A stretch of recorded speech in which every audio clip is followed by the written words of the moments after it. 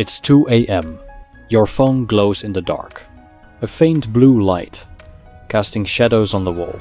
Notifications stack up. An email you didn't answer. A message you overthought. A post on X you scrolled past. Then scrolled back. Your mind's racing. Why didn't I finish that project? Why did I snap at them today? Why can't I just stop? You're not alone. Most of us live like this. Caught in a loop. Reacting. Overthinking. Then blaming ourselves. It's loud.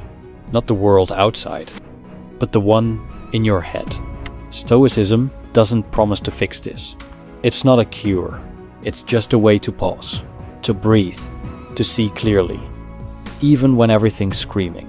Today, we'll walk through 7 lessons, not to change you, not to make you better, but to remind you, you already have what you need. You just need to stop and start right where you are. If this feels like you, leave a Kayat sign below. Not for me, not for fame, but for someone else who needs this pause, just like you. Lesson 1.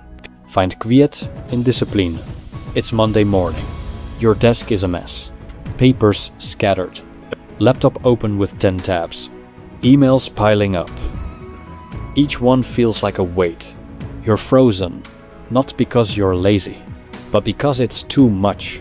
So you refresh X. Scroll. Click. Anything but start. Marcus Aurelius once said, "You have power over your mind, not outside events." Realize this, and you'll find strength. Discipline isn't about forcing yourself to work harder. It's about choosing what deserves your attention and letting the rest fall away. When everything's screaming for your focus, discipline is the quiet voice saying this: do this one thing. It's not about control. It's about freedom. Freedom from the noise, from the chaos, from the weight of 1,000 tasks. Try this. Next time you're stuck, close your eyes. Take a breath. Name one thing. Just one. You can do in the next minute. Write one sentence. Open one email. Move one paper. Do it. Nothing else matters. Feel that? That's discipline. Not a chain, but a key. What's one distraction you keep chasing that you could ignore today? Lesson 2. Let go of delay. It's 10 p.m. You're on the couch. Laptop open. You promised yourself you'd start that project, but instead, you're watching a YouTube video. Another one. The clock ticks. Guilt creeps in. Why do I keep doing this? You're not lazy. You're just stuck. Epictetus said, "You become what you give your attention to. Stop wasting it." Procrastination isn't about time. It's about fear. Fear of failing. Fear of not being good enough. Fear of starting and finding out you're not ready. But here's the truth. You don't need to be ready. You just need to move. One step. That's all. Try this. Set a timer for 2 minutes. Start anything. Write one word. Open the file. Sketch one line. Then stop if you want. Most times, you won't. That first step, it's like breaking a spell. The fear fades. The guilt quiets. You're not running a race. You're just taking a walk. What's one task you're avoiding? And what's the fear behind it? Lesson 3. Build habits that stay. You've tried it all. Meditation apps. Morning journals. Gym routines. You start strong. Day 1 feels good. Day 2, okay. By day 5, it's gone. You feel like you're failing, like you're not built for this. Seneca said, "We are what we repeatedly do. Excellence isn't a moment, it's a habit." But habits aren't about perfection.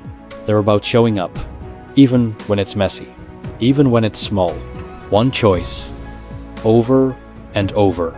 That's what builds a life. You don't need to meditate for an hour. You don't need to write a novel. You just need to start where you are. Try this. Pick one habit. Make it tiny. 1 minute of breathing. One sentence in a notebook. One push-up. Tie it to something you already do. Brush your teeth. Then breathe. Make coffee. Then write. Do it today. Then tomorrow. Don't aim for perfect. Aim for present. That's enough. What's one small action that feels like you? Laissons faire. See challenges as mirrors. It's 3 p.m. at work. A co-worker snaps at you. Something small. A comment about your work. But it hits hard.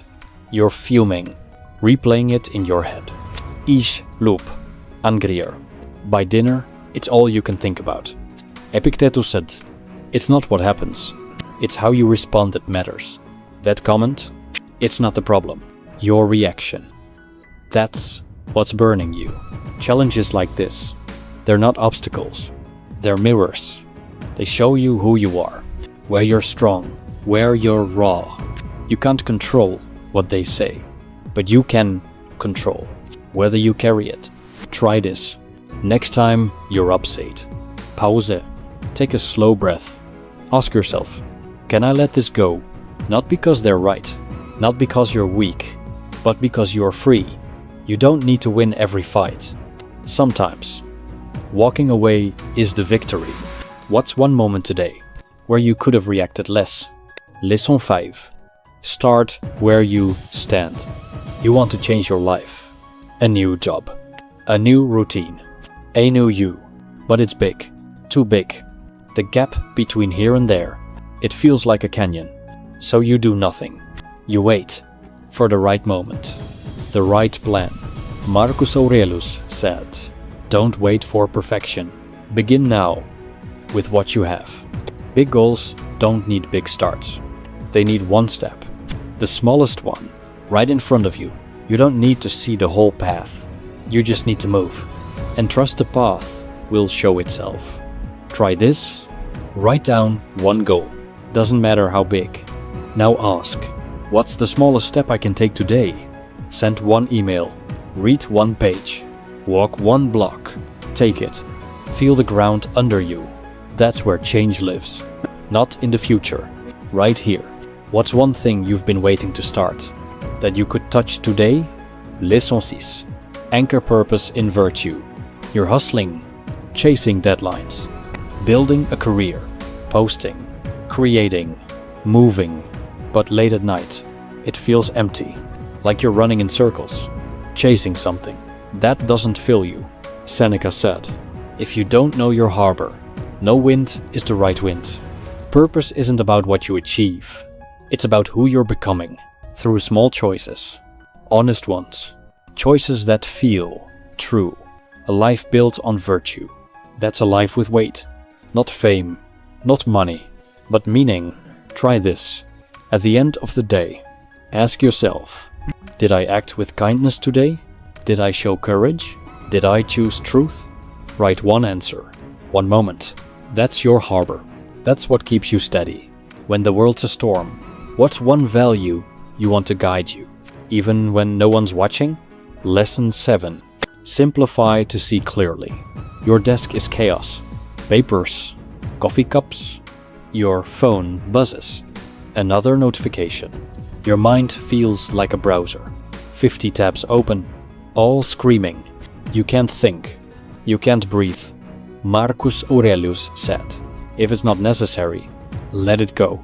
Simplicity isn't about having less. It's about seeing what matters.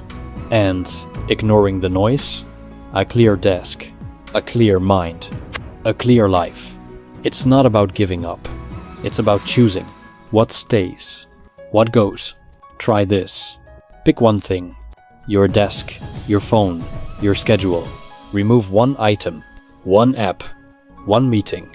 One yes you didn't mean. Notice how it feels. Lighter, quieter. That's clarity. That's freedom. What's one thing in your life that's louder than it needs to be? It's 2 a.m. again. Your phone's still there. The light still glows. But something's different. Your mind. It's a little quieter. Not perfect. Not fixed. Used. Still. Stoicism doesn't ask you to be more. It asks you to be here. To pause. To choose. Tomorrow, when the noise starts. Come back to this. One breath, one step. That's enough. If this helped you breathe, share it with one person. Not for me, but for them, that's enough.